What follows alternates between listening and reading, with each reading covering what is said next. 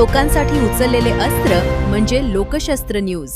नाशिक शहरातील खड्ड्यांचा प्रश्न पुन्हा एकदा ऐरणीवर आला आहे। पेंटिंगच्या कामासाठी लिंक रोड परिसरात जात असताना अशोकनगर येथील सुनील दादाजी बोरसे वय वर्ष 50 यांचा भीषण अपघात झाला।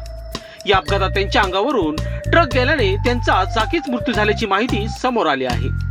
सुनील बोरसे हे पेंटर म्हणून काम करून आपल्या कुटुंबाचा उदरनिर्वाह करत होते, मात्र रस्त्यावरील खड्ड्यांमुळे झालेल्या दुर्घटनेने एका कुटुंबाचा आधारच हिरावला आहे। या घटनेनंतर पुन्हा एकदा नाशिक शहरातील खड्ड्यांचा आणि रस्त्यांच्या सुरक्षेचा गंभीर प्रश्न समोर आला आहे।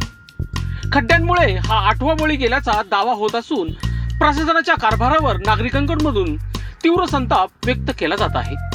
सुनील बोरसे यांच्या पश्चात पत्नी, 3 मुली, वृद्ध आई आणि वहिनी असा परिवार आहे। घरातील कर्त्या व्यक्तीचा अचानक मृत्यू झाल्याने या कुटुंबावर दुःखाचा डोंगर कोसळला आहे। कुंभमेळ्याच्या पार्श्वभूमीवर शहरातील रस्त्यांच्या कामांवर कोट्यवधी रुपये खर्च होत असताना नागरिकांच्या जीवाची सुरक्षितता मात्र कोणाच्या जबाबदारीची असा सवाल उपस्थित होत आहे।